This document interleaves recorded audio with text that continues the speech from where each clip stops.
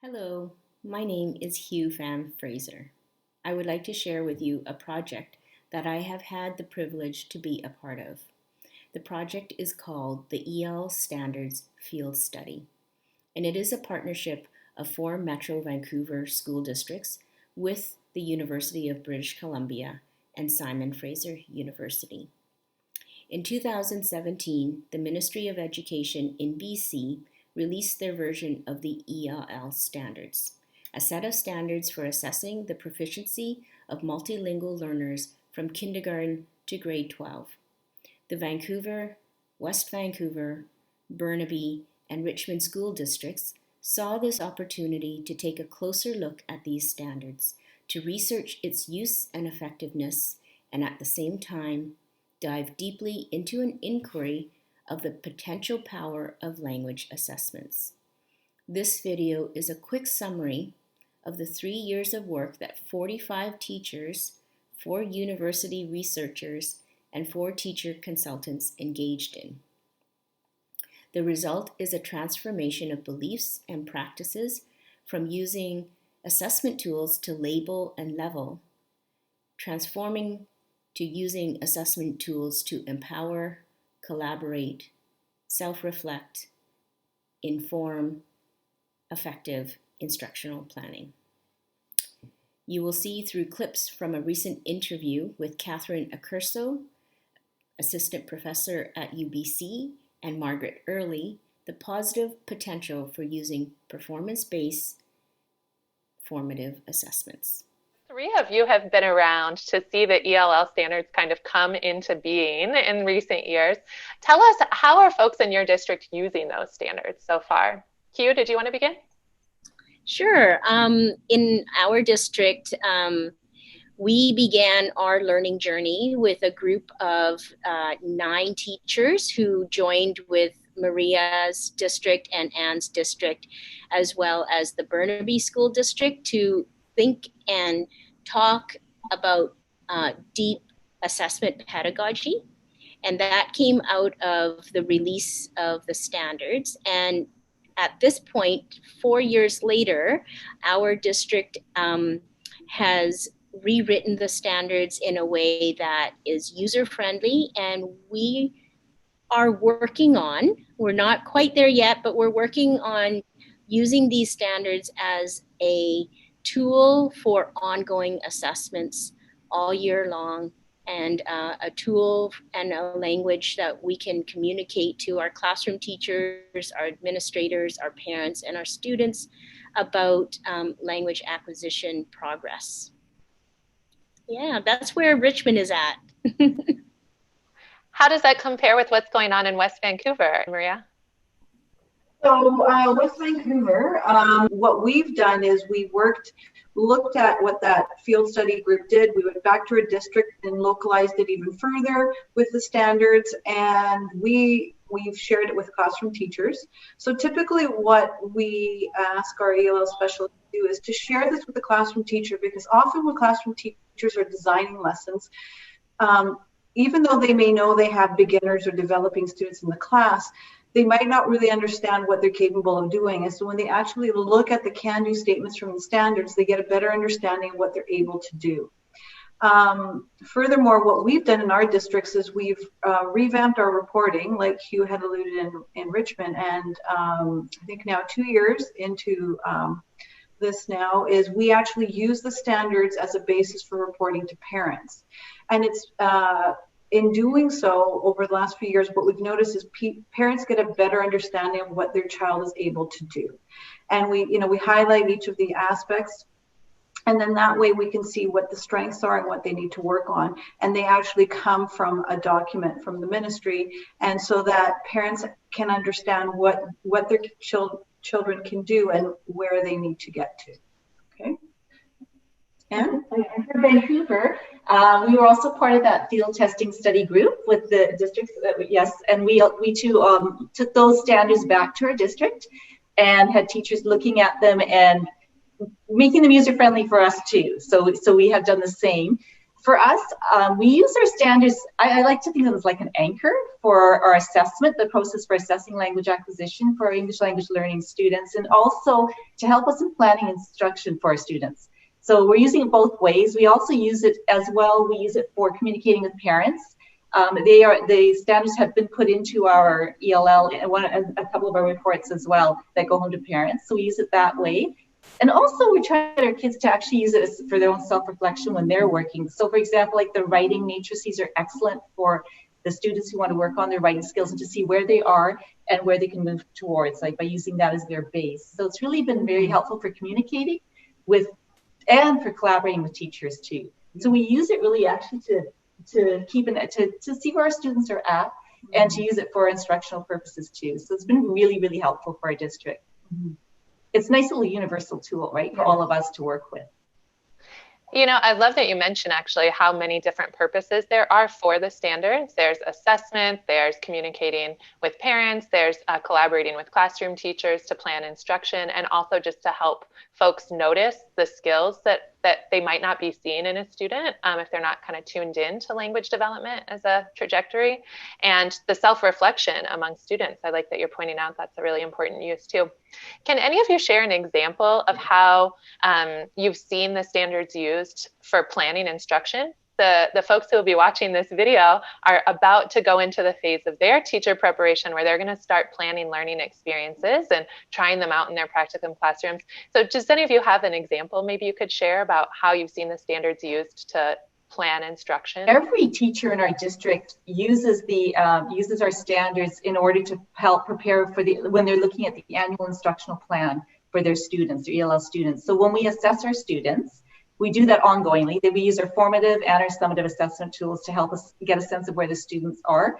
But the teachers go back to that set of matrices to see where the students are. Those descriptors are so important in helping them when they go to plan their program for their students. So our elementary resource teachers will look at that and use it to help them with their groupings and with deciding what kind of supports do they want to have in place for the students at the beginning of the year. But it's also ongoing because they're always reviewing their AIP or annual instructional plan, going back, and we're always assessing too, right? Because we're looking at not only our summative, which gives us kind of a snapshot, but also all the formative things, the things we do in the classroom ongoingly. So they have been using it that way. Secondary teachers as well use it as they're generally to get a sense of where the students are. They connect it directly to the annual instructional plan, which is true. So we use it actually as a documentation kind of piece as well for language acquisition of our students in our district. And I think we all kind of do that in our districts, right? We use it as our base for that as well. So it's been really helpful that way. I hope that helps clarify. Yeah. I can give just a couple of examples. In our district, one of our EL teachers did the EL teacher actually in conjunction with, I forget which grade, it was an intermediate grade, they were looking at the life cycle. And so what that ELL specialist actually collaborated throughout the year with that classroom teacher, and they often use the standards as an anchor as to when they design lessons, what they could do. And it was so interesting and so powerful because the ELL teacher was the one that had the baby chicks in her room. And it became not just the ELL specialist and that classroom teacher, it became a school thing. And it stemmed from sitting down to just plan what students will be able to do based on the learning outcomes and what they expected them to get out of this unit. And it became a school-wide project, and it was very powerful, right? And again, it stemmed from collaborative work, looking at who was in the class, looking at what the students were able to do, and using the standards as a basis when they created lessons to know what they were going to plan and design.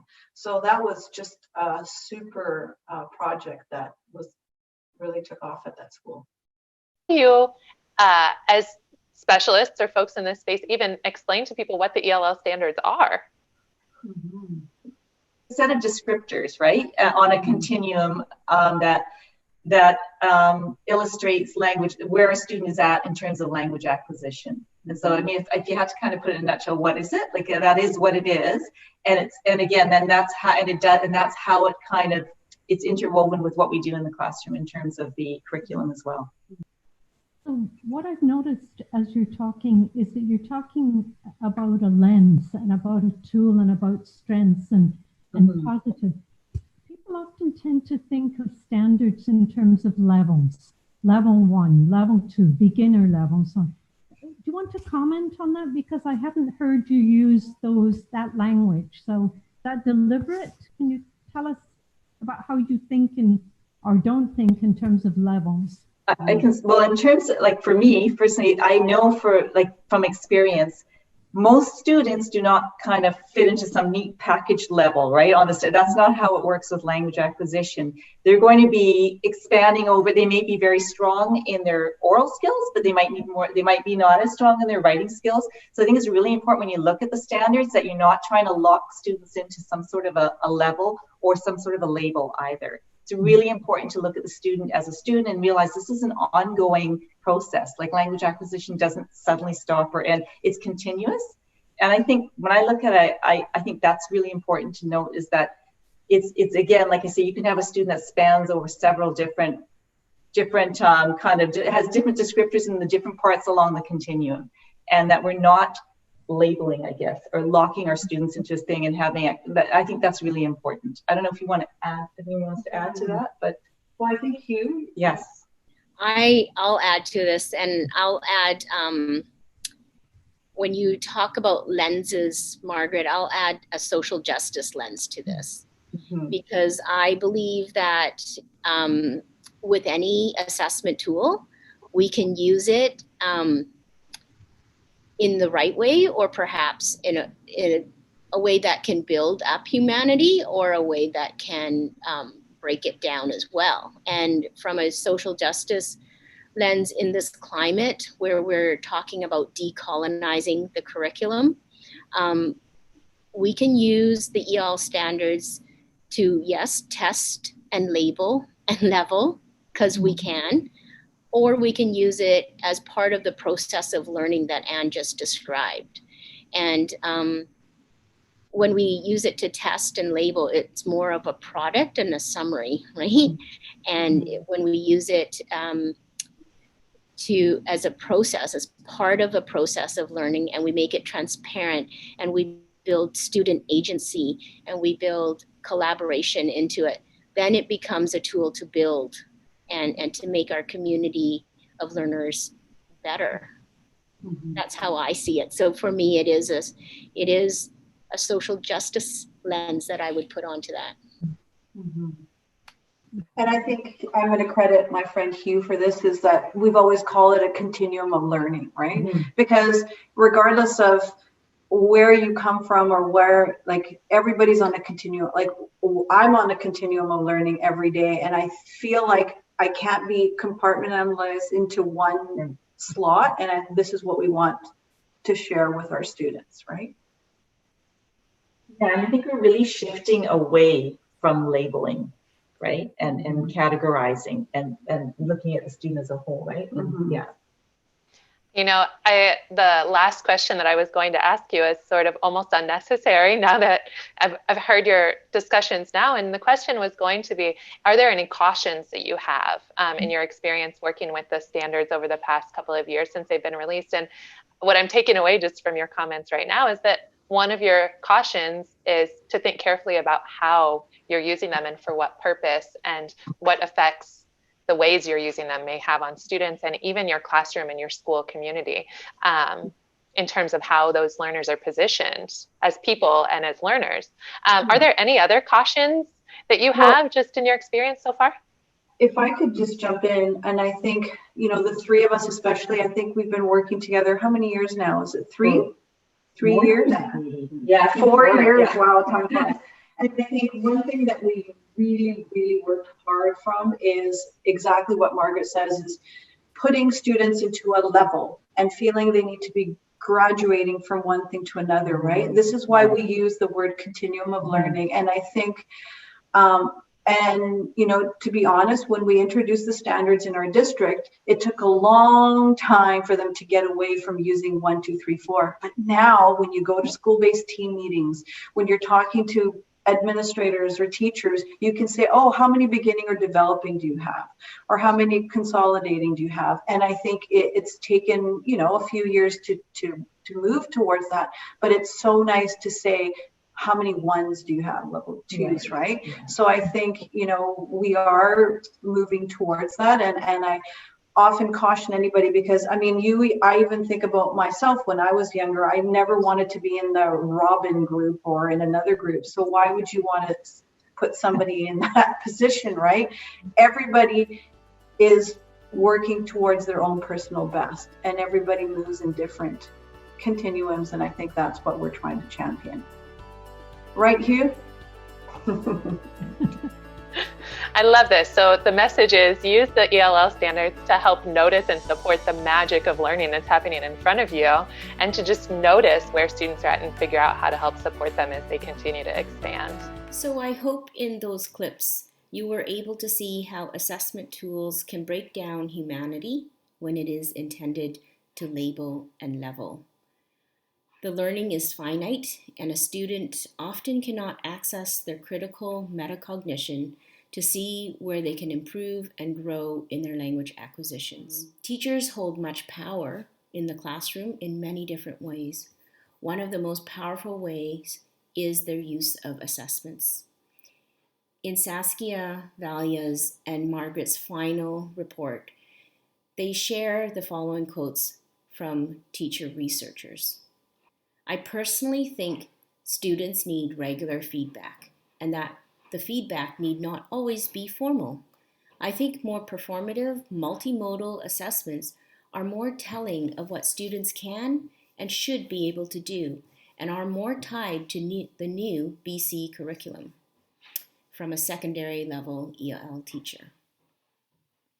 The next quote, I would love to have something that is more student friendly, because if we want students engaged in that, the developing metacognition and getting them engaged and being more accountable for their learning, then we need that other piece. What's going to speak to them? What's going to make sense to them? That's talking about student agency from an elementary ELL teacher.